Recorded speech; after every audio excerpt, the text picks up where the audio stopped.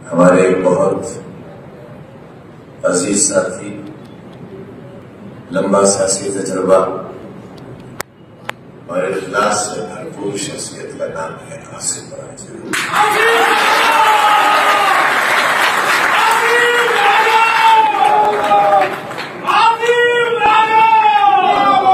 ये चुनाव हम आसिम राजा साहब को लड़ाना चाहते हैं और आपसे अपनी तकलीफों का हिसाब लेना चाहते हैं। उत्तर प्रदेश की रामपुर लोकसभा सीट पर 23 जून को उपचुनाव होना है। इस सीट से समाजवादी पार्टी ने आसिम रजा को मैदान में उतारा है।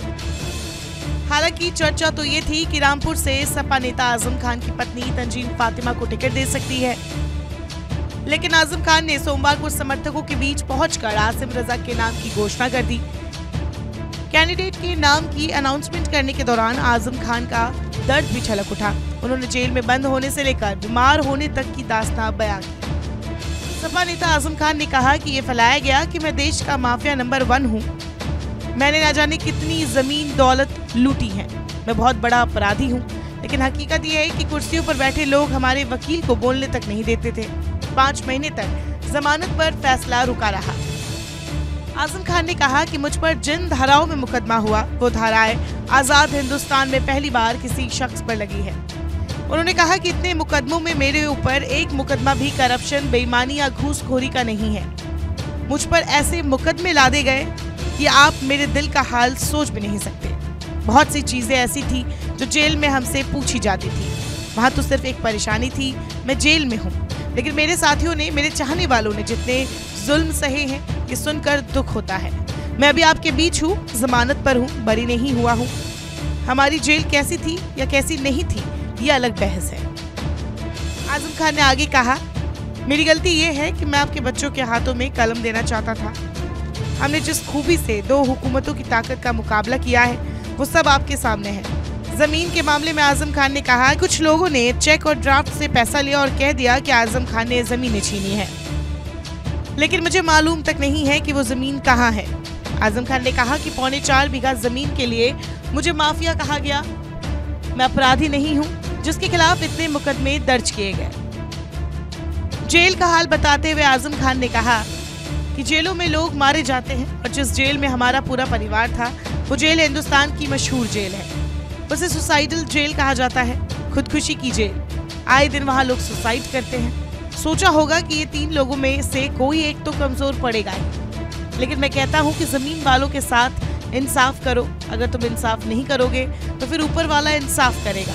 जब वो हिसाब करेगा तो तुम कुछ नहीं कर सकोगे। आजम खान ने आसिम रजा को लेकर कहा कि इनके पास लंबा सियासी तजुर्बा है। सपा नेता आजम खान बोले कि हमारी सरकार बननी तय थी और इस हद तक डेमोक्रेसी पर यकीन था कि जिन बंगलों में हम रहते थे उनकी सफाई शुरू हो गई थी, लेकिन सरकार क्यों नहीं बनी, ये बड़ी बहस है।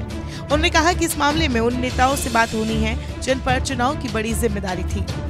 साथ ही ये भी मंथन किया जाएगा कि कहाँ कमी रह गई। जेल में रहे उसके बाद जनता से क्या अपील, चूंकि हमदर्दी थी, दुआएं भी की गई आपके लिए और परिवार ने जिस तरीके से कई 100 मुकदमे होने के बाद ही उठाई, तो अब जनता से क्या अपील करना चाहते हैं, क्योंकि आवाम ने आपको जेल में भी चुनाव जिताया और ऐतिहासिक वोट पड़े आपको। अपील यही करना चाहते हैं कि मजलूम का साथ दें, जहां जहां जो मजलूम है उसका साथ दें। अगर किसी की नाली गलत खोदी गई है तो उसका साथ दें। अगर किसी का ठेला उल्टा गया है तो उसका साथ दें।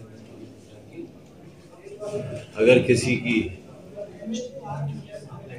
आजादी पर रोक लगाई गई है तो उसका साथ दें।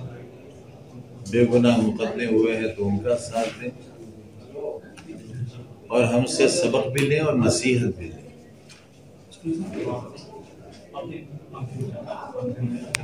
उनका नाम अभी भी है, उनका कंप्लीट पर्चा इस वक्त